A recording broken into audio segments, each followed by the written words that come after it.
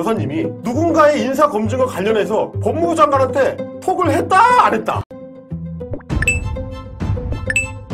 JTBC가 충격적인 특종을 준비한다는 썰이 돌았는데 이거였나 봅니다. 짧은 영상 보시고 이어가 보겠습니다. 그러면 아까 장차관이라는 말씀을 하셨는데 장차관 인사에도 개입했다는 근거, 증거 이런 자료 갖고 있습니까? JTBC에 제보가 되어 있습니다. 지금 현재요. 아, 그렇습니까? 네. JTBC에서 아직 보도는 하지 않았습니까? 그렇습니다. 네. 앞으로 보도될 예정입니까? 그럴 것 같습니다. 네, 결국 한동훈 워딩이 조금 변한 것을 보면 이런 것도 어느 정도 영향이 있는 것은 아닌지 합리적 의심이 듭니다. 그런데 이렇게 엄청난 발언이 튀어나와도 별로 보도는 없고 전부 애완견들이 한동훈의 반박만 보도합니다. 이러니까 개만도 못한 취급을 받는 겁니다. 관련해서 어날바 특가 제품들 구경하시면서 중요한 영상 보시고 이어가 보겠습니다. 이명수도 녹취가 있고 진중권도 아마 있을 거고 잘 생각해보세요. 그러면 한동훈은 없을까? 아, 있겠죠. 이런 거예요. 네. 한동훈한테 텔레그램 보낸 게 저때 공개했었던 뭐 제가 사과할게요 이거밖에 없겠냐고요. 예를 들면 이런 겁니다. 비대위원장 때는 저걸 보냈다 쳐. 네. 그럼 법무부 장관 때는? 법무부 장관이 인사검증하잖아. 인사검증할 때 여사님이 누군가의 인사검증과 관련해서 법무부 장관한테 톡을 했다 안 했다? 그때부터? 그렇지. 그때부터요? 그 전부터 언제야? 차장검사 때야? 부장검사 때야? 부장검사 때야? 이렇게 생각하면 과연 한동훈한테는 얼마나 있을까? 이런 생각을 우리가 하지 않을 수가 없는 겁니다. 그래서 제 방송 듣다가 오! 맞다! 했던 게 원희룡이 한창 신나게 여사님 텔레그램 가지고 한동훈 조지다가 지난번에 저 전당대회 때 네. 막 조지다가 어느 날부터 뚝 끊고 딴 얘기하기 시작해요. 네. 댓글팀 얘기로 넘어가. 언제 그랬느냐? 한동훈이 나와가지고 그 토론하다가 제가 진짜로 입을 열면 이 정권이 무너집니다.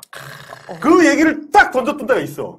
이거는 원희룡한테 한 얘기가 아니고 원희룡 뒤에 있는 사람, 원희룡 뒤에 있던 한남동 그분한테 누나 내가 진짜 까? 이렇게 하면 네, 이렇게 나라는 정말 엉망으로 돌아가는데 그 중심에는 건의가 있습니다. 뇌물수수 의혹의 피의자가 듣도 보도 못한 출장 황제 조사를 받더니 이제는 국민이 없는 자리에서 대국민 사과를 했다고 우기고 있습니다. 검사들 앞에서 한 비공개 사과 신용이 대국민 사과입니까? 더욱이 건국 이래 이런 수사 협조는 없다니 건국 이래 이보다 뻔뻔한 정권은 없습니다. 언제부터 대한민국이 피의자가 검사를 불러 조사 신용만 해도 박수갈채를 받는 불공정하고 비정상적인 나라가 되었습니까? 그리고 끝이 아닙니다. 최재형 목사는 탄핵청원 청문회에 증인으로 출석해 김건희가 금융위원을 임명하는 것을 목격했다며 장차관 인사를 한동훈과 조율한 것으로 인지했다고 발언했습니다. 또한 한동훈과 인사에 대해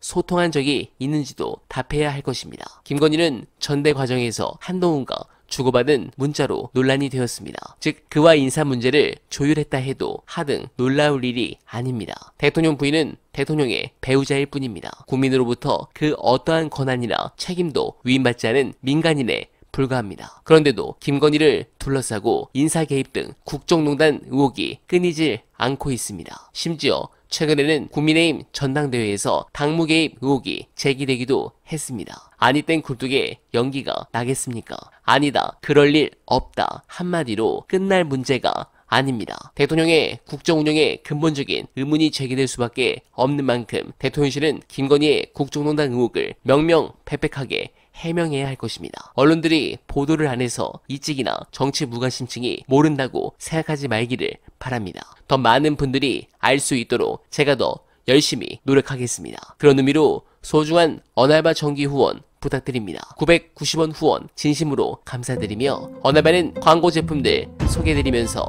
이만 인사드립니다. 여러분 고맙습니다.